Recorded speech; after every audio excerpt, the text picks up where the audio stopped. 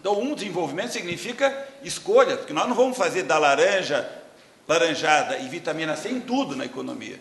O que o Brasil vai dizer? Esse é o meu negócio.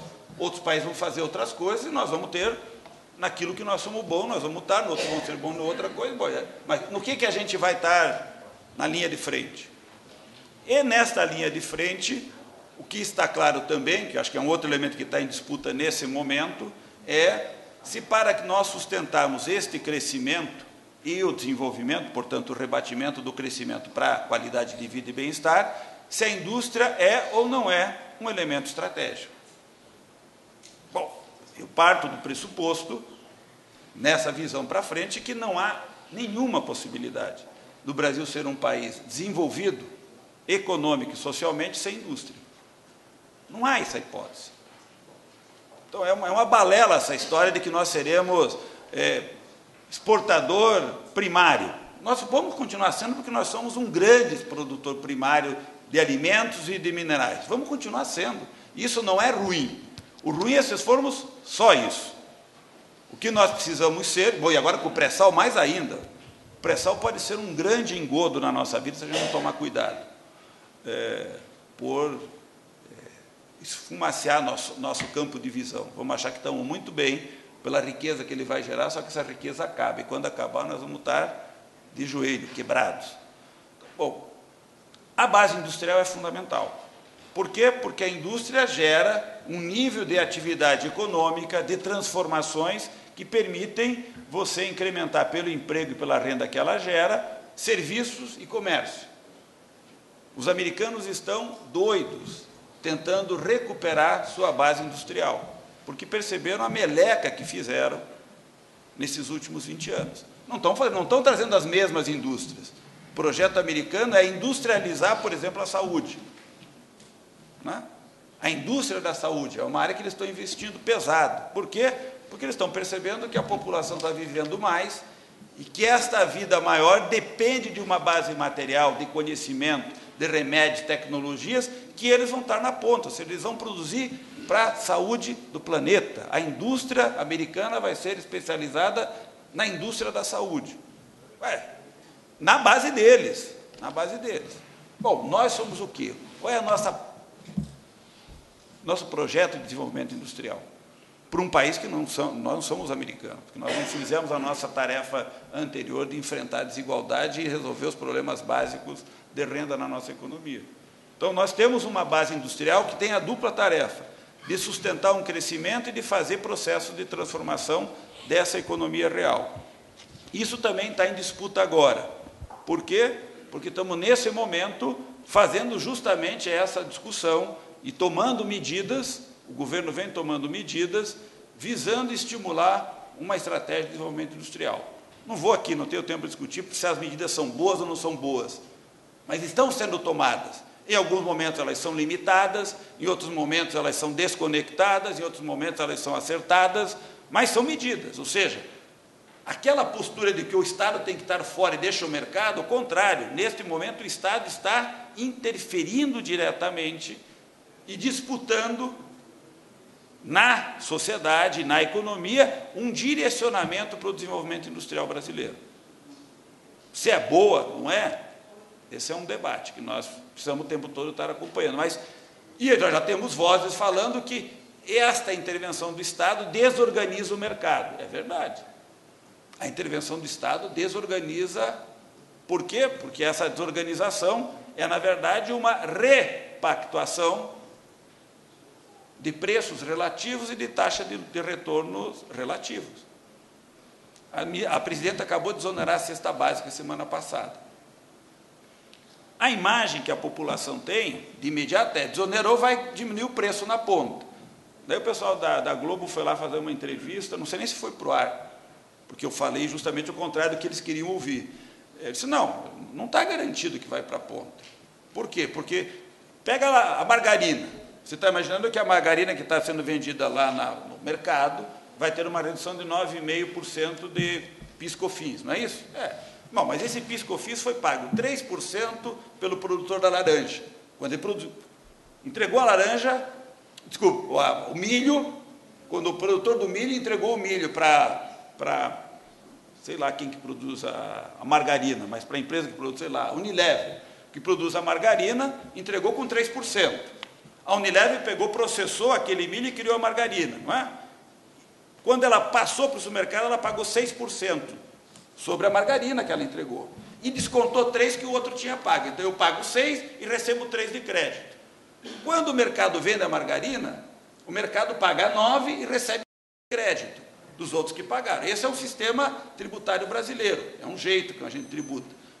Quem vai ficar com esses 3? O cara que produz o milho vai dizer, não, a desonerou vai resolver o meu problema, que eu estava com um problema, estou com dívida, vou ficar com esse recurso, né? Não vou precisar pagar o imposto e vou pagar a minha dívida. A Unilever diz, bom, minha taxa de retorno talvez possa melhorar, eu estava ganhando 3%, vou ganhar 8%. Né? O cara do supermercado também pode pensar, não, eu vou segurar aqui, entre eles vão disputar quem vai ficar com esses 9,5%. E na ponta tem o consumidor dizendo, eu quero os 9%. Quem renunciou à renda? O Estado. O Estado está dizendo, eu não quero mais ter essa receita e devolvo essa receita para a sociedade. A sociedade vai disputar. Numa cadeia com 3 etapas, 3 capitalistas vão disputar e o consumidor final. Quem vai ficar com os 9%? Ninguém sabe. O consumidor pode ficar com um pedacinho, não sei quanto. Pode ser 0 alguma coisa, pode ser 1, pode ser 9, dependendo do produto. Dependendo do produto. Dependendo do controle, dependendo da pressão, dependendo de um monte de coisa. Certo? Dependendo de um monte de coisa. O que eu estou querendo trazer com esse exemplo é que essa disputa distributiva que a gente está vendo nisso, os empresários estão fazendo exonerações em várias áreas. E na medida que eles conseguem, eles reabrem preços relativos, quem fica com aquele recurso, quando o Estado diz, eu desonero a folha de pagamento. O pessoal da Fiesp disse, já da CERI disse, olha, a taxa de encargo social que era 20%, para a indústria, no nosso levantamento, a taxa média ficou em 5%. Então, o governo abriu mão no financiamento da Previdência de 20% sobre a folha que a empresa pagava, ela está pagando 5% em média. 15% sobre a folha, ficou com quem? Provavelmente com a empresa. Né? Com a empresa. Ficou com o trabalhador, foi para o preço final do produto, ou seja, há um processo de redistribuição. Quando ela vai e desonera 15% a indústria de sapato e não desonera outra indústria, ela está fazendo o quê? Nos preços relativos, recompondo relações de preços, de custo do trabalho. E os empresários ficam bravos, porque, de fato, desorganiza aquela organização que o sistema tinha. E uma mudança dessa vai gerando desorganizações e novas organizações.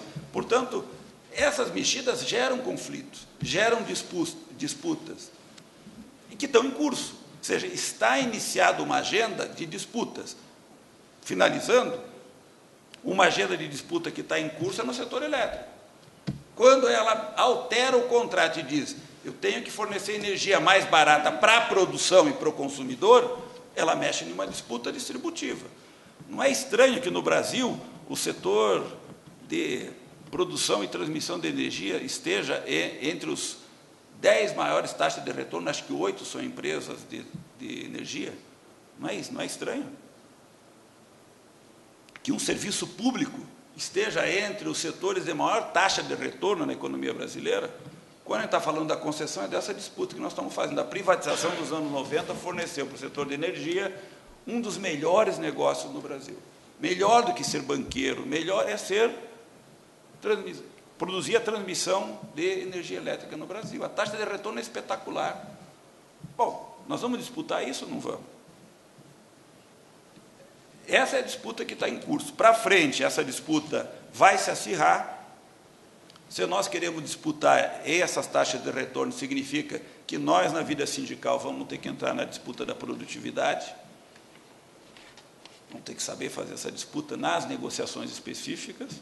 Vamos ter que saber fazer a disputa no âmbito do Estado. Isso está em aberto. E vamos ter que fazer a disputa do ponto de vista de sustentar esta capacidade de continuar fazendo esse tipo de regulação. Seja no governo, no executivo, seja no legislativo, seja. Essas disputas, elas exigirão novas regulações. O debate, por exemplo, hoje dos portos é um deles, né? Nós sabemos, os estudos mostram que a nossa estrutura portuária é extremamente defasada, estamos longe de ter a taxa de retorno global, que é a eficiência, eficácia e retorno econômico, que portos como o de Roterdã e outros têm, apesar de termos o tamanho da nossa costa, a importância dos nossos rios, ou seja, essa estrutura brasileira nesse território exige uma base de transporte marítimo pesada, extremamente eficiente, que não temos. Aí começa a mexer em interesses. Interesses instalados do nosso lado e do outro lado, e interesses que estão querendo entrar. Porque boa parte dos terrenos na beira dos rios, onde estão sendo privatizados, já estão comprados por grandes empresários e empresas que já disputaram esses terrenos, e que nós nem sabemos. Então, tem muita disputa aí por detrás, inclusive do nosso lado, porque lá tem trabalhadores que trabalham e que têm regimes de trabalho que nós estamos discutindo se está bom, se não está, essa coisa, mas esse é um pedacinho da disputa que está em curso. É no setor elétrico, no setor aeroportuário, em qualquer setor desses, os interesses são pesados em disputa. E o Estado está entrando e dizendo, eu vou regular. Nesse sentido, as agências passam a ter um papel estratégico. Nunca foi tão importante nós interferirmos na escolha das agências. Vamos pegar a ANS, Agência Nacional de Saúde. Tem 3 diretores nesse momento. 2 deles são representantes de empresas que prestam serviço de plano de saúde complementar. Vocês acham que esses 2 diretores vão votar a favor dos interesses do consumidor de plano de saúde? Nós não estamos nem aí. A Anatel, a Anvisa, quantas agências nós temos hoje? A nossa participação e a política dessas agências é fundamental como elemento de regulação, se nós queremos entrar na disputa séria. Deixar para o capital o comando dessas agências é um erro estratégico da nossa parte dramático, porque nós estamos deixando, como diz, o lobo cuidar das ovelhas. Nós devíamos estar, com a nossa estratégia, pressionando para que tivessem profissionais, gente isenta, bom, sei lá qual o critério, né? Vamos fazer a disputa, porque elas são agências de regulação do capital na sociedade capitalista, que é o que nós estamos disputando. Nós já perdemos a história. Certo? Certo? Já que essa história do Estado presente, nós já perdemos. Perdemos. Se nós perdemos, nós temos que ir para uma outra disputa. Ficar chorando. Né? Uma coisa é a gente lutar para que não fosse privatizado. Perdemos. Bom, agora vamos disputar outra coisa. Nesse governo está se propondo uma coisa diferente. Vamos continuar com a mesma postura do passado, vamos perder de volta. Mais uma vez. E mais uma vez o capital ganha, e leva, e nós vamos ficar fazendo o quê? Do nosso lado. Bom, último ponto, que aí é um assunto de curtíssimo prazo. Nesse contexto dessas disputas todas, nesse momento tem um problema de inflação, no curto prazo. Esse problema de inflação está acirrando a capacidade do enfrentamento do outro lado. Os rentistas, todo mundo está usando isso daí para dizer, o governo tem que apertar o juro, né? A oposição diz que tem que colocar o pé no freio, né?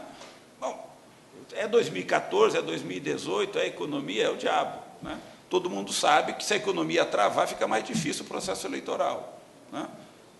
Os rentistas querem que seja revisto a taxa de juros para cima, né?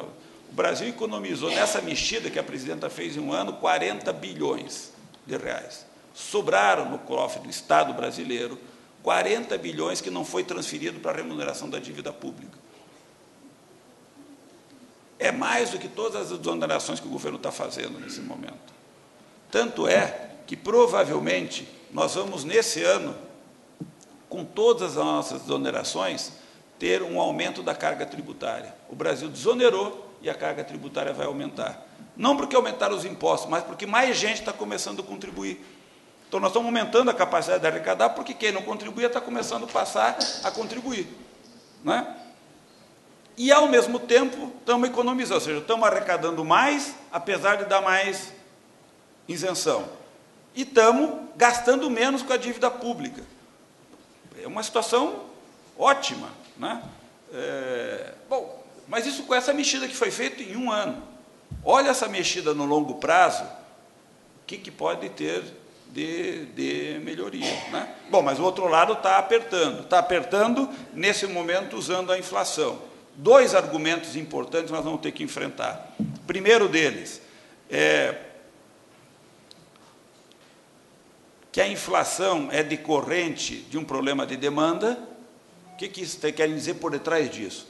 A inflação está sendo gerada porque a capacidade do mercado interno, leia-se, emprego mais salário, é superior à capacidade da oferta.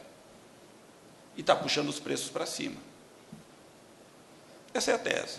Então, quando eles dizem assim, o nosso problema da inflação é demanda, o que está por detrás disso que esses analistas não dizem entendemos que há muito salário e muito emprego nessa economia. Mais crédito. Mas crédito é fácil, uma canetada, o governo mexe no crédito. O que eles estão dizendo é que nós precisamos frear essa economia. Portanto, levar a taxa de juros, na verdade, colocar um freio, porque o nível de atividade está muito pesado. Esse é o argumento básico que é jogado para nós nesse debate. E o segundo, a parte do problema da inflação de curto prazo, está associado, e isso é verdade mesmo, está associado a um choque de oferta de produtos, principalmente alimentares, no mundo. Os preços das commodities alimentares no mundo mudaram de patamar, ficaram mais caras e não vão cair para patamares anteriores. Então, há uma elevação desses preços e isso traz uma pressão inflacionária no mundo. A Inglaterra acabou de abrir mão, não do regime de metas, do teto da meta. É como se o Brasil declarasse que nós íamos mais olhar para os 6,5%, que é o nosso teto. A Inglaterra acabou de anunciar que não vai olhar mais para o teto, porque a inflação dela já saiu do teto. No meio de uma recessão que eles estão vivendo lá, quase recessão. Nós estamos vivendo num mundo que se chama de estagflação, ou seja, estagnação econômica com pressão inflacionária, que é um negócio complicadíssimo. Ninguém sabe como sair dessa situação.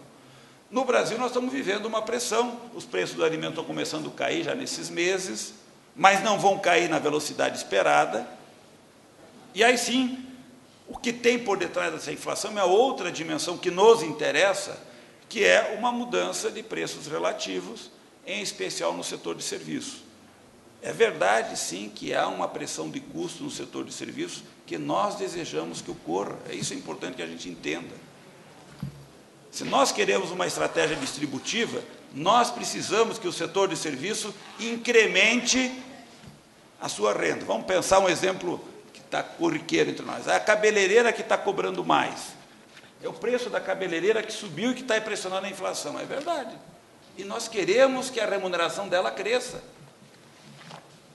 É a pressão do salário mínimo na base do setor de serviços, porque é pesado salário mínimo no setor de serviços, está pressionando a renda do trabalho e o aumento do custo no setor de serviços. É verdade. E nós queremos que isso aconteça. E a inflação brasileira vai ser a pressão do aumento desses custos e a queda de outros preços que nós vamos lutar para que caiam. A televisão da LCD, o preço do automóvel e de outras coisas que vão cair e a inflação vai ficar estável com um processo distributivo. A produtividade do LCD faz o preço do LCD cair e o nosso efeito distributivo de renda faz o setor de serviços crescer. Se tem emprego e a renda crescendo, nós vamos legitimar que a cabeleireira, em vez de cobrar 5 conto, cobre 10 o corte de cabelo. E ela vai ter uma renda melhor e a qualidade de vida dela vai melhorar, ela vai consumir e vai ativar a economia. Esse é o nosso projeto de mudança. Portanto, a inflação brasileira vai ter que acomodar durante um tempo, e por isso que ela não pode ser muito baixa, a nossa meta, um processo redistributivo, que precisa ser administrado. Então, não está errado. Está errado o que eles querem dizer? Não, tem que segurar a economia para que a cabeleireira faça seu rendimento cair. O salário mínimo não pode ser mais a base para porque está aumentando o custo. Bom, aí investe em produtividade, tecnologia, desenvolve produtos, desenvolve serviços. Isso é o que nós temos que dizer. Vamos investir, vamos melhorar a capacidade de produzir serviços também. Então, essa disputa está em curso. Né? Hoje, nesse momento, nós estamos divulgando em São Paulo o resultado das negociações salariais em 2012. Melhor resultado da série de pesquisa do Diese. Nunca o movimento sindical conquistou tanto, com tão bons resultados. 97% das negociações coletivas foram concluídas em 2012 com ganhos salariais. Estou imaginando que amanhã o Pastore vai estar com um artigo escrevendo: o Diese confirma, os trabalhadores estão impressionando a inflação. Não é isso que ele vai escrever? Os Diese confirma, o preço da mão de obra está crescendo, porque os sindicatos são, nesse momento, um instrumento que não deixa flexível a economia. Eles pressionam a base salarial para cima. E é verdade. É exatamente isso que nós fazemos. Nós estamos fazendo a disputa distributiva. Se fizermos isso sem investimento, sem tecnologia, sem produtividade, sem infraestrutura social, nós vamos quebrar. Porque aí sim os salários gerarão uma capacidade de demanda maior do que a oferta. O que nós temos que saber é, temos que fazer isso crescer e aumentar a nossa capacidade de fazer oferta. É isso que é a dinâmica virtuosa da economia.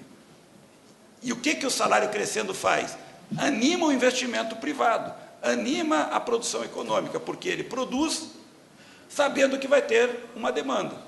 Se não tem demanda, ele não vai produzir, não vai investir. Então, é isso que nós temos que dizer. Olha, esse crescimento é ele que é a cenourinha para o capitalista. E está certo o que nós estamos fazendo. O contrário que é o que não nos interessa. Agora, nós temos que saber administrar isso. E administrar, no nosso caso, é garantir investimento, garantir tecnologia, garantir produtividade. Essa é a disputa que nós temos que fazer. Garantir política industrial, desenvolvimento industrial e assim por diante. Se a gente quer fazer essas coisas pararem em pé. Então, para finalizar, é isso que está em disputa. Uma disputa distributiva, que eu estou chamando da subida da consolação. Ou seja, agora nós começamos a fazer a disputa com o capital. Agora. E ela será uma disputa pesada. Nós estamos começando o primeiro round, já levamos uns 3 socos de direita na cara e caímos quase a nocaute. Então, se a gente não se cuidar, eles nos derrubam. E nós vamos ficar chorando, dizendo que ele passou a perna, bateu na gente, a regra não estava acertada, né? Agora é hora de definir as regras, agora é hora de definir o espaço do jogo, agora é hora de segurar, agora é hora de se defender, é hora de atacar, porque o jogo começou. Até então, a gente estava no aquecimento, né? Que não foi fácil, porque não queriam nem deixar a gente entrar para a corrida. Agora começou a corrida. E nós estamos na frente, mas estamos na frente com adversários fortes, né? São alguns africanos correndo atrás da gente, com aquele, né, fungando no nosso pescoço. E está começando uma disputa pesada. Acho que os próximos anos serão quentes para essa disputa. Creio que está na hora do movimento sindical acordar se ele quer fazer a disputa central. Obrigado. Bom dia a todos. Desculpe, eu estou rouco, mas eu quero parabenizar os palestrantes, a CNTU por este evento e rapidamente perguntar. Quero fazer 2 colocações. Uma que eu tive numa palestra que o secretário executivo do Ministério do Planejamento, Sérgio Mendonça, disse que esse ano tem tudo para aprovar a lei de greve. Então, eu gostaria que o Toninho pudesse esclarecer. A outra, na parte política, eu sou o Hélio Moreira Melo, presidente da Federação Interestadual dos Odontologistas e diretor financeiro da CNTU. O que representa a eleição do PT em São Paulo para a próxima, depois de tantos anos, para a próxima pleito eleitoral? E a outra situação é sobre a lei da reforma partidária. O que isso representa, se não houver mais coligações, como que isso vai influenciar no pleito eleitoral de 2014? Muito obrigado. Obrigado, Lepe. Bom dia a todos. Allen, diretor de Articulação Nacional da CNTU e também diretor do Sindicato dos Engenheiros. Eu queria parabenizar o Toninho e o Clemente por essa espetacular injeção e de aproximação com a realidade, porque é muito importante a gente entender o que é o prioritário e o que é o secundário na política. Então, nós precisamos de entender que a luta política, a luta social, ela se dá na rua, se dá no parlamento no Legislativo, se dá no Executivo, se dá no Judiciário. Então, ficou bem claro que é possível disputar o Estado, é necessário disputar o Estado, mas nós precisamos entender o seguinte: no Estado, nas empresas privadas, públicas, nas instituições que fazem a opinião pública, quem trabalha lá, fundamentalmente, são setores de camadas médias universitárias. Quem é o componente do Estado brasileiro no município, no Estado e na União? São 11 milhões e meio de servidores públicos. Pouco ainda para a dimensão e as necessidades horizontais que o país necessita. Mas são 11 milhões e meio de pessoas, eu diria para vocês com toda tranquilidade, a grande maioria de camadas médias, uma parte forte de camadas médias universitárias. E é isso que nós estamos querendo ecoar, eu estou falando não só na área do servidor público, mas na sociedade como um todo. Ontem nós estávamos discutindo, somos 100 entidades sindicais, somos 2 milhões de pessoas na base e são 2.500 dirigentes sindicais, no mínimo. E nós produzimos, com democracia, com debate, esse nosso pacto. O Pacto do Brasil Inteligente, que todo mundo conhece, eu posso dizer uma coisa, Clemente, Toninho e Gilda, não é? Talvez tenha alguma coisa igual. Eu estou falando do ponto de vista das confederações. Nós temos 20 confederações de trabalhadores, se não me engano, Toninho, não é? No Brasil, mas a CNTU produziu uma contribuição indelével para esse processo que foi colocado agora. Então, essa disputa que o Clemente e o Toninho colocam é a nossa disputa, nós estamos engajados nisso, porque está escrito aqui, curso de formação sindical, organização, mobilização e expressão, mas, no fundo, é organizar a ação, no fundo, é mobilizar a ação, e é nisso que é a nossa têmpera e o nosso desafio. Bom dia, João Paulo, Sindicato dos Engenheiros. Primeiro, quero cumprimentar a mesa, porque essa injeção de ânimos que a gente toma diretamente na veia é fantástica. Esse horizonte que vocês descortinam para nós é muito interessante. Fico com duas perguntas. Para o Toninho dizer quem será o chefe da nossa organização sindical. Você disse que dois dos elementos estão se afastando, não é? Então, quem seria o organizador da nossa representação sindical no Congresso? Com relação ao Clemente, eu faço uma afirmação que eu gostaria que ele tecesse alguns comentários. Quando o Fernando Henrique Cardoso criou as agências reguladoras, ele criou exatamente para isso, porque antigamente tinha um Estado que defendia, hoje você tem 3 pessoas. Inclusive, elas não precisam nem ser defensoras do capital, porque você colocando lá 3 pessoas é muito mais fácil você convencer. Então, isso precisa ser modificado, e eu não vi na sua fala uma sinalização de como a gente poderia modificar. Outra pergunta nesse mesmo caminho é o seguinte: hoje nós temos, já que você falou nos rentistas, como proteger o trabalhador, somente o salário-desemprego é muito pouco. Nós tínhamos antigamente uma caderneta de poupança que, pelo menos, ficava perto da inflação. Hoje, se você pegar a caderneta de poupança, ela está 4,8% por ano e a inflação está acima de 6%. Então, aplicar na caderneta de poupança, que o pequeno investidor não tem outra solução, isso também precisava ver como a gente mexer com isso. E, finalmente, o mercado, na sexta-feira, fez a marcação ao mercado, ou seja, eles já estão achando que o juro vai subir e os banqueiros não perdem. Então, eles trouxeram o preço, que seria no futuro, 2015, etc., para sexta-feira. Então, eles já estão se prevenindo, isso em renda fixa, que antigamente renda fixa era renda fixa, nunca andava para trás, sempre para frente. Então, esses 3 comentários, por favor. Obrigado. Meu nome é José Carrijo, eu sou diretor financeiro da Federação Interestadual de Odontologistas e sou suplente da CNTU.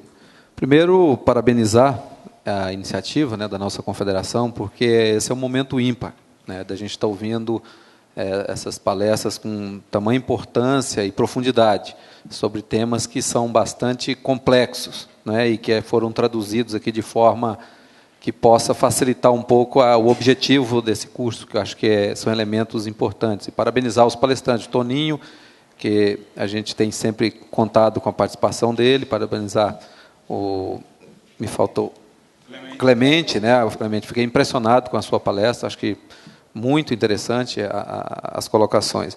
E que nos situa, né, sobre questão, porque a gente vive no mundo sindical, envolvido no dia a dia, e acaba que a gente, às vezes, não consegue enxergar a dimensão, né, e a importância daquilo que a gente está fazendo, né, para um projeto de desenvolvimento do país, né, e que a classe trabalhadora tem uma importância vital nisso aí. E isso como disse anteriormente o João Paulo, que isso dá uma injeção e nos esclarece uma série de dúvidas e de posicionamentos até, de como atuar diante dessa conjuntura que eu considero, pela avaliação aqui, complexa, né, bastante complexa. O momento, e nós temos aí toda a consolação para subir, mas a conjuntura internacional e tudo não está muito favorável do ponto de vista em que pese alguns passos que foram dados, mas eu acho que para a classe trabalhadora, de um modo geral, nós vamos encontrar bastante dificuldades aí.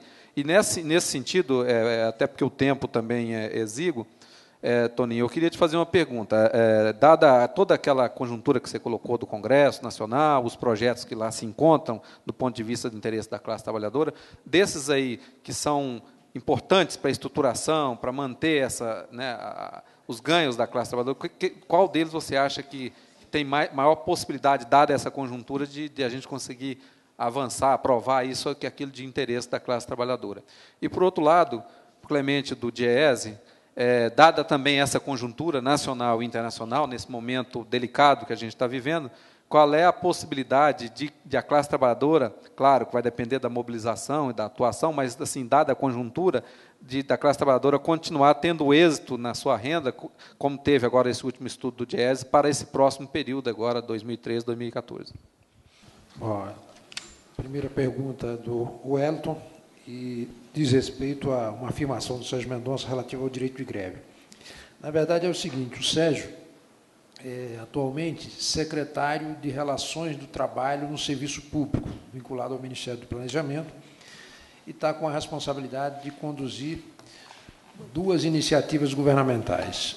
Uma, e que complementam a representação dos servidores públicos na organização sindical. O servidor tem o direito de organização ou de sindicalização, mas não há disciplina em relação ao direito de greve, nem em relação ao processo de negociação, que são os 3 que constituem o tripé da organização sindical no mundo inteiro, segundo os princípios da OIT. Você tem que ter direito de organização, de negociação e de greve. No caso dos servidores públicos, então, o Brasil ratificou a Convenção 151, que vai permitir uma negociação nos limites e restrições do texto constitucionais, que estabelece o princípio da legalidade, ou seja, o que for negociado entre governo e servidores não constitui lei das partes, porque terá que ser submetido ao Congresso ou à Casa Legislativa na esfera de governo, né? De qualquer maneira, vai haver uma disciplina em que, pelo menos, ritualiza, obriga que o governo federal, o governo estadual, os governos municipais sentem e respeitem um rito para efeito de negociar condições de trabalho, salários, etc. Então, isso é uma medida importante. E a presidente da República, na data da marcha aqui em Brasília, né, internalizou a convenção. A convenção tem uma série de passos. O governo encaminha ao Congresso, o Congresso ratifica essa convenção, aprova. Essa convenção é depositada na OIT dizendo que o Congresso brasileiro ratificou e precisa ser internalizada por um decreto no Congresso Nacional do governo brasileiro, né, para ter validade, e a partir daí tem que regulamentar a sua aplicação. E o que está em debate agora é essa regulamentação. E aí, se vai regulamentar o direito de negociação, tem que também prever a possibilidade do direito de greve. A preocupação é que a greve no serviço público, sua regulamentação se dê de modo extremamente restritiva, muito mais restritiva do que no setor privado. Por exemplo, a AGU, que é a Advocacia Geral da União, tem uma proposta em que, em média, se exige 75% de trabalhadores mantendo a atividade e apenas 25% em greve. Agora, você imagina o seguinte, no caso da polícia, que trabalha num sistema de plantão, só 50% está trabalhando num dia, 50% no dia seguinte, quer dizer, você teria que reduzir a folga dos 50% para trazer 25%, né? A possibilidade de greve zero. Então, vai ser uma disputa muito grande. Felizmente, num trabalho coordenado pelo DIEESE, as centrais já se entenderam a respeito desse tema. Então, já existe uma proposta dos servidores públicos, tanto em relação à negociação quanto à greve, né?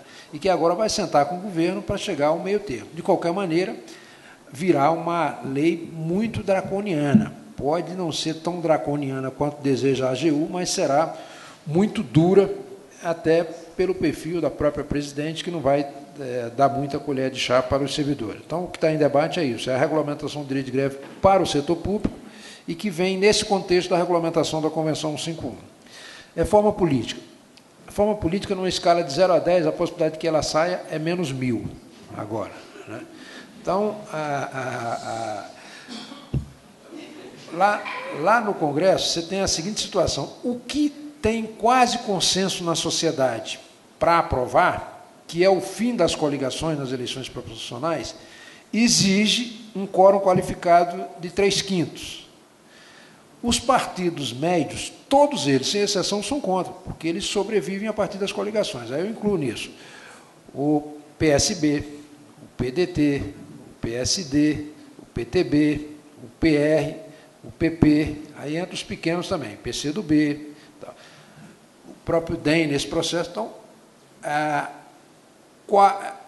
algo em torno de 50% dos parlamentares são contra isso. Como é que você aprova uma reforma que exige 3/5 se metade é contra? Então, já tem poder de veto, isso não passa. O que daria para passar, porque exige um quórum muito baixo, que é o quórum de maioria simples, ou seja, se tiver 257 presentes no caso da Câmara, você com metade mais um disso aprova, né? São temas como o fechamento da lista e o financiamento público. Mas o grau de polêmica desses temas é tal que não reúne nem esse número para aprovar. Então, a chance de que isso prospere agora é isso que eu te falei, é basicamente zero. O que representou a eleição do PT na capital, em São Paulo? Representou a vitória política desse projeto. Quer dizer, o Lula, né, bancou lá o que se chamava de um poste e que se elegeu derrotando o cara que foi prefeito e foi governador do Estado. Então, uma vitória política... Hein? Sim, juntou todas as forças. O Fidel Castro também botou muita gente na sua revolução, depois botou todo mundo no paredão, mas a justiça política é isso. Quer dizer. O fato é que elegeu o prefeito, elegeu em cidades importantes de São Paulo aliados, o próprio PT e aliados do PT, e que a hegemonia do PSDB está correndo sério risco em 2014. Se aquilo que a gente conversou aqui, que é a questão da inflação e a taxa de juros, não fugirem do controle, 2014, o Alckmin, 2015, o Alckmin vai ter que procurar emprego em outro lugar, né? Então, foi muito importante essa eleição, com um candidato que é focado, né? Um cara que tem visão política e visão administrativa e que pode, seguramente, fazer uma grande gestão lá e vai contar para isso com o apoio do governo federal. Então, acho que foi, para o PT, um ganho sob todos os pontos de vista. Do ponto de vista eleitoral e principalmente do ponto de vista de imagem, né? Porque é uma coisa curiosa, o PT é visto por segmentos da classe média e da mídia como o partido mais corrupto em função desse processo do mensalão, né? Mas é contraditório porque ele tem em seus quadros pessoas que em outros partidos você não encontraria similar. Qual o país do mundo que tem uma presidente que tem a trajetória da Dilma? Pode-se dizer com segurança que é inatacável do ponto de vista ético, do ponto de vista moral, do ponto de vista da sua conduta, etc. Não tem, você não encontra paralelo. Pega um cara jovem como o Haddad, que teve uma experiência no Ministério, não tem contra ele nenhum processo em relação a desvio de conduta, etc. Então, tem nomes dessa dimensão. Então, isso ajuda e ajudou muito do ponto de vista da imagem do partido, que estava muito comprometido. Então, sob todos os pontos de vista, essa vitória em São Paulo foi uma consagração, vamos dizer assim, desse modelo, desse desenho de continuidade com renovação. Para São Paulo, se depender da Dilma, o candidato vai ser o Mercadante, mas se depender do Lula, vai ser o Padilha, ou o Guido, né? Guido Mantega, que seria a renovação em relação àqueles que já estão calejados aí na vida pública. Então, esse processo é um processo que eu considero inteligente, e graças a ele é que o PT tem perspectiva de se manter por mais alguns anos à frente da presidência da República. O Allen faz alguns comentários interessantes, mas não deixa nenhuma pergunta. De qualquer maneira, eu endosso plenamente as suas observações, seus comentários. Né? Acho que esse dado de que no Brasil nós temos 12 milhões de servidores públicos é um dado absolutamente interessante, porque são esses segmentos que formulam políticas públicas e que as entidades vão ter a obrigação de fazer um pouco isso que a gente fez aqui hoje, né? Dar um enfoque de acordo com a conjuntura que se vive. Nós vivemos um momento de forte denuncismo, de forte judicialização da política, e isso tem minado a legitimidade da democracia. Isso é extremamente perigoso. Nossa Constituição diz lá, todo poder emana do povo e seu nome será exercido. Só que quem tem tomado decisões no Brasil é um poder que não emana do povo, que não tem eleição direta. Você tem o legislativo, o executivo que elege e o judiciário que é nomeado. No Paraguai aqui, deu um golpe lá, né? Tem vários outros países que têm se utilizado, e essas forças que são contrárias a essa disputa de distribuição de renda têm investido muito nesse poder, entre aspas, sem legitimação popular, né? E que tem tomado decisões com o objetivo de afastar da vida pública pessoas que, no exercício de mandato, fariam essa disputa com chance de êxito. Né? Então, você elimina, sequer permite que seja disputa. Por mais iluminados que sejam esses 11 cidadãos, não se deve retirar do povo o direito de escolha. Né? Então, isso é uma situação extremamente preocupante e que a gente tem que estar absolutamente atento, saber qual é o pano de fundo que está por trás desse processo todo de judicialização e de deslegitimação da democracia, das instituições, dos partidos, etc. O João Paulo menciona aqui quem pode nos representar. O que eu mencionei aqui é o seguinte, é que há uma ameaça concreta em relação à redução da bancada sindical. Não significa necessariamente que vai haver essa redução. Se não houver, não surgirem novos nomes, porque os atuais ou estão com muitos mandatos ou têm problemas para a recondução, né? Se não houver essa renovação, certamente haverá uma redução. Isso poderá ser trágico, porque no embate existente hoje, nós temos, de um lado, um governo que nos dá a garantia de que não flexibiliza direito. O Lula, quando chegou lá, a emenda 3 da Super-Receita, que transformava todo mundo em PJ, ele vetou. Né? Temos a bancada sindical que segura retrocessos e permite avanços tímidos, mas permite. Se nós analisarmos, por exemplo, o governo da presidente da presidente Dilma, de vez em quando a gente se denuncia.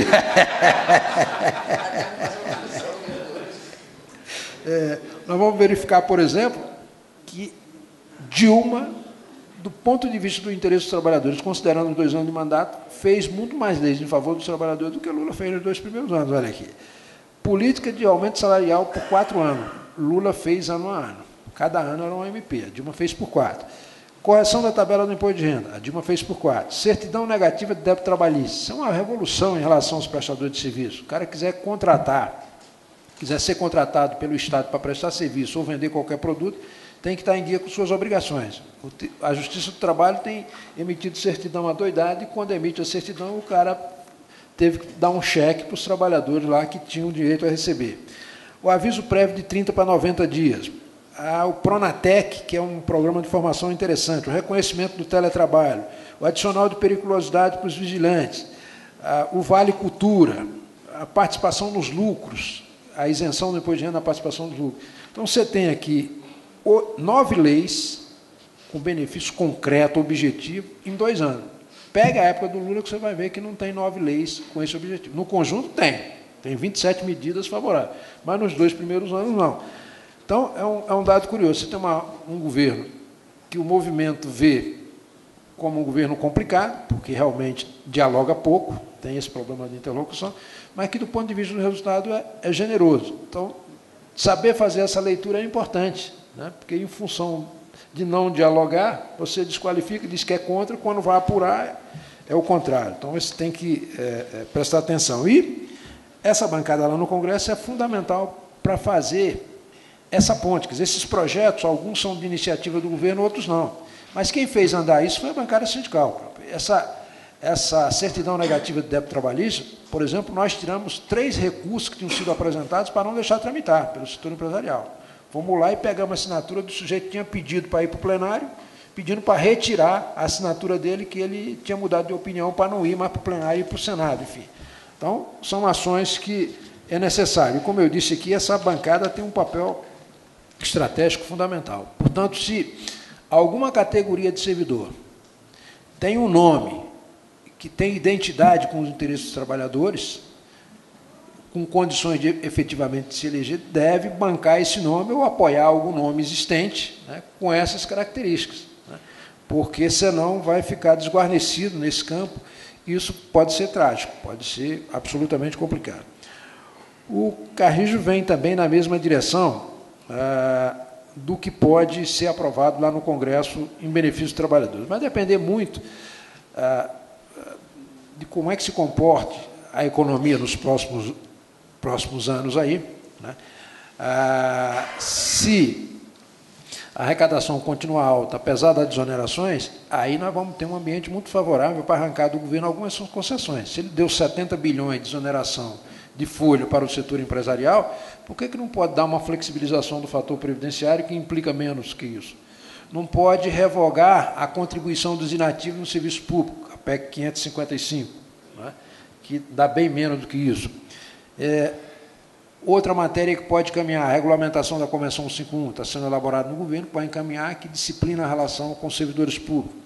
A estabilidade do dirigente sindical, eu já falei aqui disso, quer dizer, o novo presidente da Comissão do Trabalho tem o compromisso de fazer votar, né, e isso não é rejeitado lá no Congresso. O Sandro Mabel tinha sentado em cima. Tá.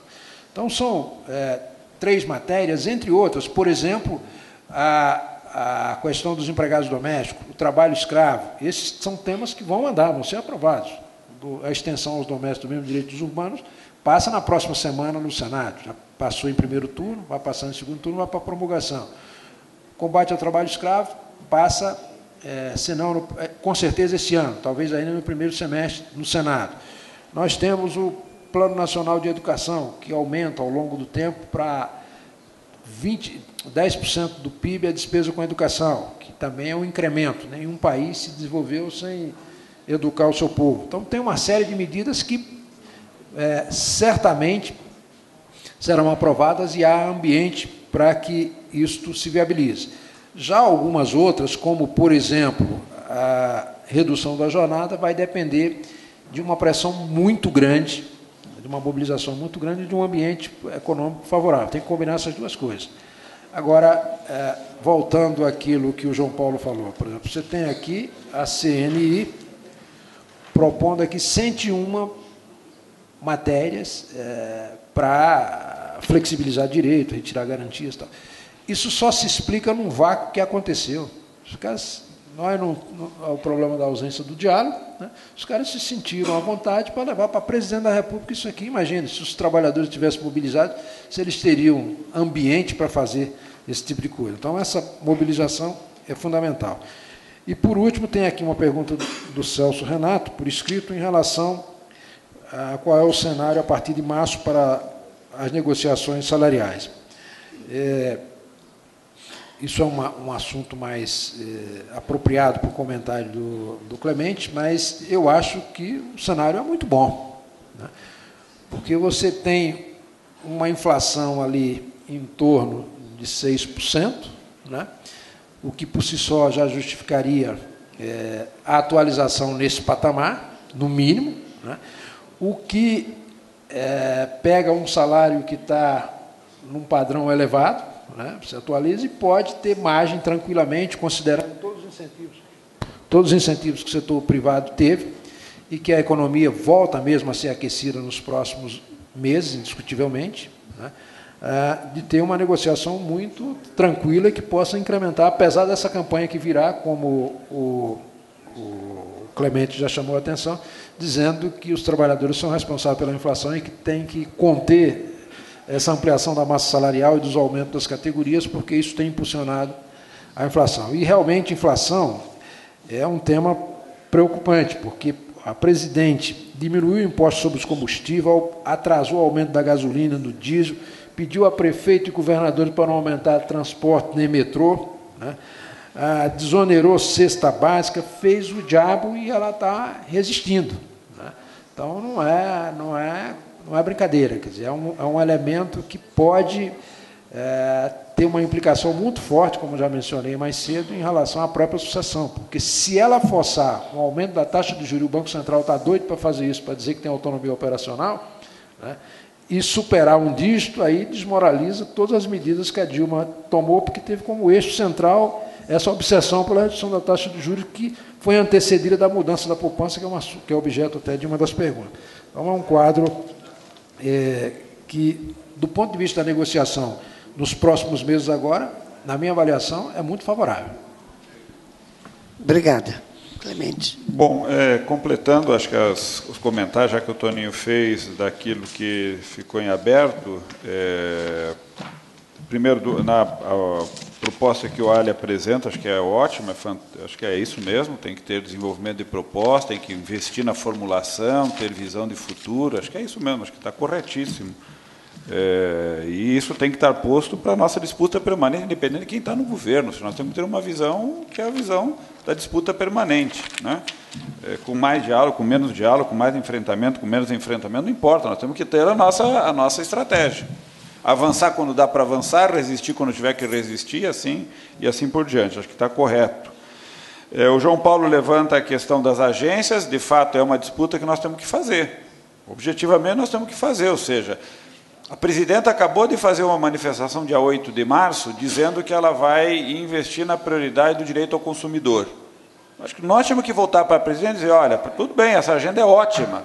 Uma das nossas propostas é rever as regras da Constituição, da direção das agências, seu papel, o diabo. Não está posta a possibilidade de fechar as agências e voltar para o Estado nesse momento. Mas se não está, vamos aproveitar, por exemplo, esse momento e dizer, nós queremos um outro tipo de direção das agências, mais independente, mais, não sei como que a gente, não pensei nisso, qual seria a estratégia, mas acho que do jeito que está, sem a gente interferir nesse processo, nós estamos deixando uma disputa muito importante fora do nosso alcance. Então, acho que nós deveríamos ter, e no caso de alguns setores, especialmente, porque os trabalhadores desse setor poderiam ter também uma capacidade de ajudar o movimento sindical a pensar alternativas de como fazer, ter critérios, disputar com as agências, por exemplo, os critérios de regulamentação em cada setor desse. O que é qualidade na telefonia? Nós devíamos estar, talvez, dizendo, nós achamos que a qualidade é essas são metas que são atingíveis, e assim por diante. Creio que aqui tem uma disputa importante para ser feita e que a gente não tem muita atenção. Você falou na questão da proteção, de fato, o sistema de proteção nosso pode ser melhorado. Nós começamos a discutir com as centrais sindicais e com o governo federal a constituição do que nós chamamos de um sistema, de um programa, de um sistema de proteção ao emprego. qual que é a ideia desse programa? É basicamente ter um mecanismo, em momentos de crise que a empresa sofre, externa, ter um mecanismo que segure o emprego, reduzindo o nível de atividade. Então, é a hora de a gente formular uma proposta dessa, não porque vai ser aplicado agora, mas lá na frente, o nosso sistema devia estar preparado para proteger o emprego e não para proteger o desempregado. Então, é uma discussão que não é simples, mas nós devíamos fazer. Os alemães, por exemplo, têm um sistema de proteção ao emprego que protege o emprego, com participação do empresário, com participação do Estado. Acho que é mais inteligente fazer isso do que proteger um desempregado. Entre nós vai ter restrição, porque reduz a atividade, reduz salário, quanto protege, mas não reduz na mesma proporção. Em síntese, reduz a jornada à metade e o salário a 80%, por exemplo. Interessa ou não interessa? Quem decide faz isso? Os trabalhadores e a empresa junto. Se o trabalhador não quiser, não acessa, mas você tem a possibilidade de acessar um mecanismo que está constituído. Aí os trabalhadores decidem. Hoje nós não temos esse sistema. Temos o layoff, que é um negócio meio capenga, mas não de segurar salário. Aqui é segurar salário e emprego. Vamos pensar numa proposta dessa para um momento de crise, quando vier. E aí poderíamos sofisticar o nosso sistema de proteção com outras coisas que a gente não tem, mas era hora de avançar. Neste governo, que abre esta possibilidade para as medidas, por que a gente não propõe medidas inteligentes de proteção ao emprego? A presidenta outro dia falou, o nosso sentido é de proteção ao emprego. A gente devia pegar isso e apresentar para ela uma proposta. Ou seja, ela está dizendo, eu quero proteger o emprego, ótimo, nós também. Quais são as nossas propostas para proteger o emprego? Uma coisa que nós sabemos que base tem que continuar crescendo. Isso 90% da proteção é crescer. Bom, e naquela empresa que está com problema? E na situação do desemprego, não pode melhorar o seguro-desemprego? Um dos problemas na proteção do emprego dramático é a rotatividade. Nós temos uma das mais altas taxas de rotatividade. Por que mesmo a economia crescendo do jeito que está crescendo, a rotatividade continua alta? Nós precisamos entender. E precisamos ter propostas para a rotatividade. Provavelmente, uma parte da rotatividade vai ser resolvida com mudanças administrativas e com sistemas de controle e de registros mais flexíveis em relação à carteira de trabalho assinada. Pega um trabalhador, volante, cortador de cana, que está desaparecendo, mas ainda existe, mas existem outros, que trabalha cada semana para um empresário. Ele não fica desempregado um dia, o ano todo trabalhando, mas ele tem um empresário patrão por semana. Como dando como exemplo, não exatamente assim, é por mês. O registro em carteira dessa pessoa não se opera, do jeito que o sistema administrativo brasileiro hoje faz o registro da carteira. Bom, mas nós temos tecnologia para transformar essa carteira em um cartão, cujo passagem automaticamente implica em começar um processo contributivo. Por que a contagem do tempo desse trabalhador não pode ser diferente do cara que tem um emprego contínuo? Ele trabalha o tempo todo, poderia ter uma participação contributiva efetiva, a empresa também, e o tempo dele contado adequado à dinâmica do trabalho dele. Por quê? Porque esta característica é da atividade econômica, não é dele só trabalhador, é da atividade econômica. Na construção civil, vocês sabem que também é assim. O azulejista entra azulejando a obra, terminou, vai para outra obra. Se a outra obra é de outro empregador, ele não registra a carteira de obra em obra. Né? Então, ele tem outro esquema. As obras recolhem INSS, não recolhe? Mas não identifica qual é o trabalhador que trabalhou na obra. Nós temos uma proposta, estamos discutindo com o governo, de mudar a guia de recolhimento das obras, que identifique o trabalhador que está na obra. Já foi feito o recolhimento, só não reconhece quem esteve trabalhando na obra. Então, é uma mudança administrativa, que pode ser feita. Não tem custo. Então, tem coisas que são mais simples, tem coisas que são mais complicadas. Rotatividade nas empresas prestadoras de serviço é um escândalo. Empresa de alocação de mão de obra. No Brasil, nós temos empresa que aloca gente. Aluga gente, é isso que nós temos. Nós devíamos ser contra, fecha. Não é possível ter alocação de mão de obra como atividade. Em que condições? Só naquelas onde a reposição da mão de obra é necessária por uma questão objetiva. A grávida teve o nenê, se afasta. Bom, a empresa precisa de um serviço temporário. Bom, talvez nesses casos a gente pudesse permitir. No resto, é proibido ter. Bom, aí nós temos que ir para o embate. A rotatividade nessas empresas é altíssima. Por quê? Porque elas alocam mão de obra. É um negócio alocar gente no Brasil. Bom, tem de tudo nessa história da proteção. Bom, você falou também a história da poupança. Eu acho que esse é um debate. Nós podíamos ter... A presidenta não quis mexer, porque acho que a medida que ela tomou era mais fácil para fazer o que foi feito, mas uma das medidas que podia ter feito era ter, por exemplo, garantido uma remuneração diferenciada para as chamadas poupanças populares. Poderia. É que se ela fosse mexer, ela ia criar mais confusão. Dá para entender da lógica da presidenta quando ela fez. O que não dizer que a gente não possa mexer isso para frente. Por exemplo, criar um incentivo maior para a poupança popular. Porque o outro ganha no giro da aplicação. Se a poupança não está dando, ele migra para outras aplicações. A poupança não. Então, esse poupador fiel poderia ter uma regra diferente. Isso dá para disputar. Nós podíamos ir com uma proposta dessa. Né? Até 50 mil reais, até 30 mil reais, sei lá quanto, que a gente acha que é uma poupança, ela está protegida com um esquema diferente. Para aquele que fica mais de 1 ano, mais de 2 anos, então se estabelece valor, renda do cara, por exemplo, e o tempo.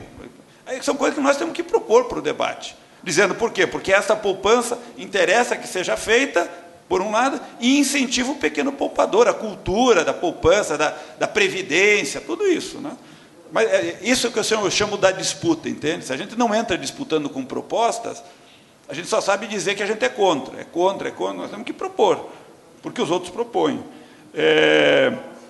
A pergunta também do Celso, que veio por escrito, é sobre as negociações para frente, o Toninho já falou. Acho que nós precisamos compreender 2 coisas muito simples. Primeiro, nós vamos estar num ambiente econômico provavelmente melhor do que foi o ano passado, então a atividade econômica vai estar rodando um pouco melhor do que rodou o ano passado. Temos que ver quanto melhor, mas deve estar rodando melhor. Mas vamos estar também, nesse primeiro semestre, com uma taxa de inflação um pouco mais alta. Os nossos estudos são claros, mostrando que, quando a taxa de inflação sobe, o ganho real diminui. Então, é possível que os ganhos salariais... se você pegar o estudo, nós estamos divulgando agora, depois leiam lá, não apresentei, tenho ele aqui, mas... Se vocês pegarem o estudo, vocês vão ver que os ganhos salariais do segundo semestre do ano passado, quando a inflação sobe, o ganho salarial cai. Então, os ganhos salariais do primeiro semestre, quando a inflação está menor, são maiores do que os ganhos salariais do segundo semestre. Isso é evidente. Então, quem vai para a campanha salarial nesse ano, em especial no primeiro semestre, tende a ter mais dificuldade para conseguir ganhos salariais. Aí a pergunta é, bom... Se está com mais dificuldade, talvez também seja interessante você colocar na pauta alguns ganhos sociais que se quer ter nessa negociação. Então, aí tem que montar uma pauta inteligente, onde você também tem uma brecha de alguns avanços, ou políticos, ou sociais, porque se a empresa destinou 7% do seu orçamento para ganho salarial, para impacto na folha, por exemplo, ou 10%, ela vai ter um limite menor para atuar em termos de ganhos salariais. Essa a tendência está mostrando que a projeção é que, a partir do segundo semestre, a inflação, nós vamos chegar num pico aí para maio, junho, julho, talvez a inflação até saia do limite da meta, dependendo do que vier acontecer para frente, em vez vai para 6,7, 6,8, depois ela volta a cair, se tudo que está sendo feito tiver resultado. E se a performance das commodities alimentares tiverem a curva que se espera. Aparentemente terão, porque os reflexos nós já estamos percebendo, e mais as medidas de desoneração. Mas aí tem a pressão para reajustar combustível, a pressão do transporte, a pressão... Além do que, nesses primeiros meses, são meses típicos de aceleração da inflação por conta de alguns preços. Né? Públicos, a escola, planos de saúde, tudo isso impacta pesadamente, janeiro e fevereiro, na taxa de inflação. Para terminar, o Zé pergunta sobre a conjuntura internacional, fala que é verdade, a questão de conjuntura internacional é extremamente perversa, difícil. Acho que esse ano será um ano menos turbulento do que foi o ano passado, menos incertezas, não quer dizer que não tenha, teremos muitas, mas menos incertezas na zona do euro. Passou a eleição americana, o Obama está com mais 4 anos, 5 anos pela frente, né? 4 ou 5? 4, né? 4 anos. Então, estamos com um pouco mais de calmaria, né? Calmaria não é, mas um pouco menos de evento, de turbulência, né? Mas ainda é muito complicado. está longe de ter uma perspectiva de saída mais estrutural. Acho que a disputa internacional ainda continua muito pesada. Nós não tivemos capacidade de fazer uma regulação do sistema financeiro e do rentismo internacional, pelo contrário. O rentismo e o capital financeiro e o sistema financeiro estão impondo para os Estados um custo social desse ajuste pesado, né? E é impressionante como a gente não consegue reverter esse quadro, ou seja, os caras quebraram o mundo e estão impondo o ajuste dessas perdas para a sociedade, ou seja, eles não vão perder nada. E as sociedades vão pagar o custo total dessa maluquice que eles fizeram. Bom, Grécia, Portugal, Espanha e outros. Agora a próxima é a Alemanha. A Alemanha também vai, acho que não vão pagar o preço, vão pagar preço econômico e preço político, né? O pessoal, no geral, pensa, não, a crise vai levar a governos de esquerda. Não, a crise derruba quem está no governo, a esquerda cai para a direita cai para a esquerda, e perde na sequência porque não consegue resolver o problema. Vê os franceses, né? O Hollande ganhou e consegue fazer o quê? Porque é difícil. E a mesma coisa no Brasil, quer dizer, os empresários bloquearam as PPPs e as concessões. Meus amigos, numa sociedade capitalista, se o empresário bloquear, ele trava a economia. Esse é o problema. Se os empresários tiverem uma articulação em bloquear, e se o capital financeiro resolver especular, ele quebra. Então, não é um jogo que nós estamos aqui e nós dominamos. Nós não dominamos nada. Nós não dominamos nada. A única capacidade que nós temos de dominar é disputar na sociedade o debate e a opinião pública. No Brasil, com uma mídia que nós temos medíocre, quase que um partido político, né, contra os interesses dos trabalhadores, a nossa disputa é pesada. Nós contamos com quem do nosso lado? Os empresários não estão do nosso lado, a mídia não está do nosso lado. Quem nos ajuda a fazer o debate público sobre essas coisas? Quem tem interesse em fazer esse debate público? Nós temos que disputar. Cadê a nossa revista, o nosso jornal, o nosso do movimento sindical? Se a gente somar a quantidade de jornal que a gente faz por aí, tem um monte, né? Mas nós não arranhamos nenhuma dessas mídias com a nossa mídia individual, né? Então, eu acho que esse é um problema de disputa mais geral. E você perguntou também a história da manutenção da renda na campanha. Eu já falei das campanhas salariais agora. Então, acho que esse ano não é um ano que nós vamos ter perda, não há perspectiva de crescimento do desemprego, não há perspectiva de que a inflação saia do descontrole, não há sinalização de que as campanhas salariais não reporão os poderes de compra dos salários anteriores, como o Toninho falou. Então, não me parece que a gente tenha perspectiva de queda salarial nem de massa. Se não tem de queda nem de massa, a princípio não temos problema com nenhuma bolha, né, incapacidade de honrar, de pagar e assim por diante, dos empréstimos que fizemos. Tal. Portanto, o sistema está funcionando bem no contexto internacional que é possível funcionar. Poderíamos estar muito melhor? Com certeza. Se a crise internacional não fosse essa, se a disputa não tivesse sendo feita nesse momento, se os empresários não tivessem travado investimento e mais um monte de coisa que está em disputa agora, certo? Mas é a disputa que nós estamos fazendo. Acho que nós temos muita coisa pela frente para tratar da nossa agenda. Acho que nós precisamos, nesse conjunto, escolher prioridades, porque nós não conseguimos dar conta de tudo, e nós temos que, na linha do que o Allen levantou, quer dizer, dessa nossa visão de futuro, qual é a prioridade? Quando a gente faz a política do salário mínimo, por exemplo, nós escolhemos um elemento que gera várias outras transformações. Quais outras prioridades de mudanças, de coisas que vão gerar transformações em escala, como, por exemplo, gerou a política de valorização do salário mínimo? Nós temos que ter as nossas escolhas para fazer as nossas lutas, sabendo o que é central para a mudança do país. Outra coisa é a nossa agenda específica de cada setor, de cada segmento, que continua. Mas qual é a luta central que nós estamos fazendo, pensando no desenvolvimento do Brasil? E as nossas disputas centrais, aí a grande agenda das centrais, do movimento, a unidade. Nós temos que construir unidade entre a gente para poder fazer as grandes lutas. Senão, se nós ficarmos brigando entre nós só, o outro lado... Olha, ele continue brigando, alimenta a nossa briga, porque se a gente não tem atenção para nossas prioridades, a prioridade do outro lado é que prevalece, né? Então, são os 101 propostas lá da CNI, certo? Aí nós fomos lá e entregamos as nossas também, né? Então, esse é o jogo, né? Esse é o jogo. Vamos lá, vamos dar cotovelada, porque... Bom dia a todos. Meu questionamento, pedido, é ao Clemente sobre a sua fala na conjuntura econômica nacional. Eu gostaria de ouvir suas considerações sobre a política da Petrobras, quando ela suspende as refinarias, no caso específico lá do Maranhão.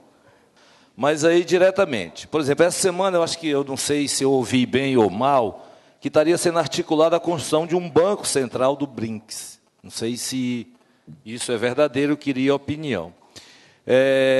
Em relação à questão da década de 70, que houve todo um processo de estatização, havia uma discussão que, aí eu acho que você até já falou, mas eu queria que você voltasse a falar, que primeiro tinha o país crescer para depois dividir o bolo, né? E aí eu queria que levantasse alguma coisa sobre isso. Em relação, eu estava em 2001, e aí eu queria a opinião do Toninho. Em 2001 eu tive com o Marcelo Sereno lá ali no Teatro do Sina, e ele já dizia, isso antes do Lula assumir, ele já dizia que era preciso criar a caixa de assistência, de previdência, de coisa complementar dos servidores públicos. E ontem eu citei a questão da reforma do Estado brasileiro, e um dos pontos sempre cruciais foi a questão da previdência, né? E ele já colocava isso era anterior. Eu tive com o José Disseu na Associação dos Magistrados Brasileiros, numa reunião onde a gente estava atrás de debater um ADIM, e o Zé Disseu, e aí eu acho que é um grande prejuízo dentro dessa campanha política para o país, na história do Mensalão, um grande prejuízo para o Brasil. A retirada que as elites fez do Zé Disseu, queria registrar isso, na minha opinião, retirada do cenário político pelas elites brasileiras, porque eu acredito que é um grande homem para o país e contribuiu efetivamente para essas mudanças. Mas o Zé Disseu dizia o seguinte para a gente, naquela época eu acho que era o Cristóvão Buarque aqui, o governador. A nossa grande diferença para o FHC, ou para o governo que está aí, é que nós dialogamos com a sociedade. Aí vai a pergunta. E os empresários que, às vezes, eu converso, que eu participo das negociações, eles dizem o seguinte, a política econômica é a mesma, é a continuidade do FHC. E isso tem tudo a ver com a questão do Estado, com uma série de coisas, eu queria a sua opinião sobre isso. Então, o Zé Disseu já falava essa coisa, repetindo o respeito ao que eu tenho ao Zé Disseu, tá certo? E, por último, é o seguinte, eu acredito que dentro desse debate, especialmente não só essa mesa, como as mesas que aconteceram ontem, e tem sido essa prática da CNTU, e aí não só com a revista Brasil Inteligente, a gente tem que construir realmente, e tem sido essa prática, um documento bem objetivo para fazer essa disputa dentro do meio sindical, dessa ideia de unidade, de construção de uma política para o Brasil, que tem sido essa lógica. A minha linha, eu vou pegar o gancho. Isso. Eu sou Agenor Jaguar e faço parte do Sindicato dos Engenheiros no Maranhão. Okay? Bom, eu vou pegar o gancho do Monteiro Lobato. Veja bem. Monteiro Lobato, eu vou pegar o gancho porque eu creio que ele estava certo, né? Ele dizia o seguinte, que no país tinha petróleo, e ficou provado que tem petróleo. Né? Outra coisa, ele dizia o seguinte, que um país se faz com homens e livros, correto? Então, eu vou pegar esse gancho. E ainda mais sobre as crianças. Eu não acredito que existam crianças abandonadas. Esse é o meu ponto de vista. Eu acredito, sim, que existem pais abandonados. Esse é meu enfoque. E, a partir daí, eu diria o seguinte, nós estamos sempre, nós dos sindicatos, que fazemos sindicatos, estamos sempre pensando em proteger o trabalhador. Essa é a verdade. Agora, diante da mesma premissa, para proteger esse nosso trabalhador, nós precisamos proteger as empresas que eles fazem parte, que eles trabalham. Correto? Sem essa empresa forte, nós não vamos ter trabalhador ganhando decentemente. Portanto, nós precisamos que as empresas também sejam fortes. Precisamos verificar o que está ocorrendo hoje com a competitividade. das nossas empresas. O nosso parque industrial tem sido arrasado por falta de incentivos. Não digo incentivo financeiro, incentivo dele, de perspectiva, dele investir o talento dele no crescimento da empresa dele. Por quê? Por causa da concorrência.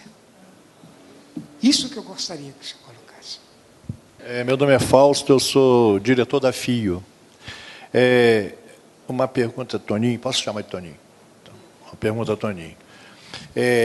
A quantas anda a quase utópico financiamento público de campanha no Congresso Nacional? Essa perguntinha breve. Bom dia, eu sou engenheiro eletricista do Sindicato dos Engenheiros do Maranhão.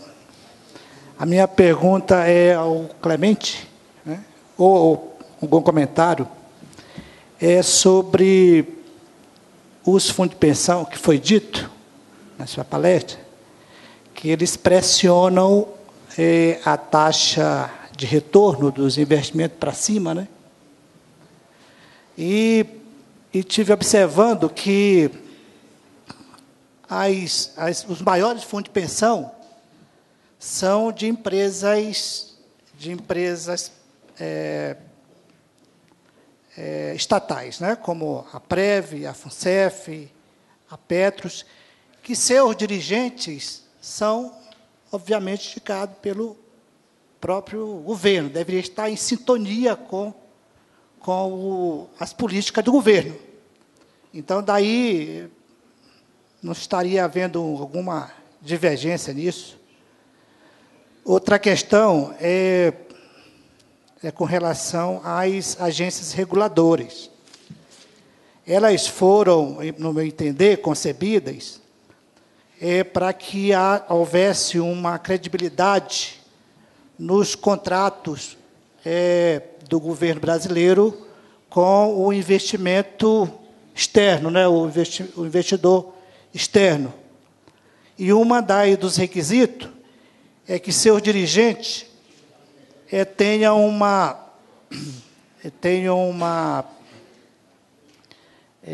como é que eu falo o termo certo? Tenha garantido, vamos dizer assim, o seu prazo como diretor, como dirigente, tem um mandato, se é de 6 anos, não sei qual a duração desse mandato, né? Ele seja garantido, independentemente do governo que entra, né, nesse interim, de forma a dar essa credibilidade. Além do que, esses dirigentes também são indicados, claro, representantes da sociedade, eles são indicados pelo governo, né, pelo governo. Agora, só uma observação que me chocou, não sei se eu entendi mal, que a imprensa brasileira, ou foi dito, né, eu entendi mal, de que hoje mais parece um partido político. Eu estou entendendo que a imprensa brasileira está sendo tendenciosa, não sei se foi esse o entendimento, né? Eu quero saber se isso é uma opinião particular ou se é a verdade que é dita por todos, até porque é um instrumento democrático do nosso país e que a imprensa livre, né, é uma regra que está na Constituição, né? Bom, vamos inverter aqui agora, daí o Toninho fecha. Ele abriu e ele fecha aqui Bom, o Jaguar, eu vou começar com 3 perguntas que tem por escrito aqui, eu já faço e já respondo depois na sequência as outras. Tem uma pergunta aqui que é sobre a educação financeira. Na verdade, uma educação financeira devia evitar o consumismo para não gerar endividamento, mas isso não seria um paradoxo, já que a economia tende a fluir melhor se tiver consumo? Quer dizer, eu acho que a pergunta já tem a resposta. Nós somos um país que ficamos por mais de 2 décadas sem o direito do crédito. liberamos o crédito, acho que de forma correta, e tem um processo de aprendizado. As pessoas estavam com uma demanda de consumo reprimida, foram comprar e estão aprendendo a administrar, como em qualquer outro país, administrar a sua renda, o crédito, que é uma antecipação de consumo, sim, é bom para a sociedade e para a economia isso, e é bom para o planejamento. Acho que as pessoas vão também descobrir que, para alguns consumos, poupar é melhor do que para o crédito, aí depende da necessidade do produto. O crédito antecipa um consumo. Você antecipa se você tem necessidade, se você tem desejo, ou você poupa para comprar, se você pode retardar aquele consumo. Acho que tem créditos que são mais virtuosos. Por exemplo, o crédito para habitação é extremamente virtuoso, porque é um bem que você paga ao longo da vida. Então, ter um crédito barato, adequado para financiamento da casa própria é virtuoso, né? Muito melhor do que o crédito para automóvel, por exemplo. Apesar do automóvel também ser um item que as pessoas... Mas, entre uma coisa e outra, para uma estratégia de desenvolvimento, o da habitação é mais virtuoso. Mais virtuoso ainda se ele tem taxa de juros negativo para os mais baixos salários, como é hoje, ou seja, os mais baixos salários têm taxa de juros negativa. Está correto. Então, aí é a estruturação de uma política que eu chamo virtuosa, certo? De dar acesso a bens que promovem a equidade do ponto de vista distributivo, ou seja, elevar a base social, saúde de qualidade, educação de qualidade, habitação, transporte, elevam a base social, portanto, diminui a desigualdade na sociedade. Acho que está correto. Mas o crédito é isso mesmo, acho que tem um processo educativo em curso.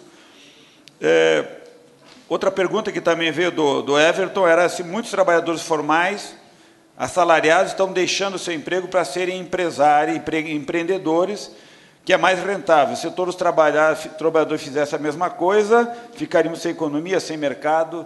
Bom, Everton, por mais que isso aconteça, isso não é um fenômeno geral, certo? As duas coisas acontecem. Você tem pessoas que, por competência que desenvolveu na vida, por trabalho que fez e algum patrimônio que acumulou, por interesse, por várias situações, por querer, por achar que tem tino, por gostar, se transforma em um empreendedor, microempreendedor, e se dão muito bem. Mas a maioria que faz isso quebra a cara. Né? Nos anos 90, não sei se vocês lembram, o caso famoso do Banco do Brasil, que colocou um monte de gente no PDV, as pessoas se apresentaram e abriram o seu próprio negócio, e o índice de suicídio entre essa população foi alto, porque o cara se endividava, o negócio quebrava e ele perdeu o emprego, perdeu a renda, perdeu o patrimônio, porque não é qualquer um que vira um empreendedor. Né? Então, não é verdade que vai ser um empreendedor e vai ser de sucesso. Tem gente que faz, se dá muito bem, e o fato de ser um empreendedor não quer dizer que ele vai ganhar menos ou mais, depende. Né?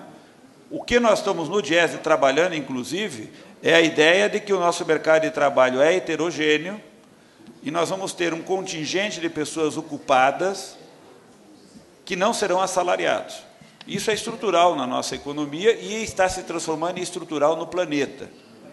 Portanto, nós temos que ter um sistema de proteção social, como alguém perguntou, que proteja o trabalho assalariado, mas proteja também os outros trabalhadores que não são assalariados, o trabalhador por conta própria, que pode ter e deve ter um sistema de proteção equivalente ao assalariado para esse outro tipo de atividade que ele tem, como conta própria, como trabalhador autônomo e assim por diante. Então, acho que o emprego doméstico, que era um outro tipo de emprego, nós estamos em vias de resolver, porque o emprego doméstico se relaciona com uma família não é uma empresa, pode ser mais perverso do que uma empresa, mas não é uma empresa. Acho que nós estamos regulando o direito do trabalho doméstico, 95% são mulheres, 60% dessas mulheres negras.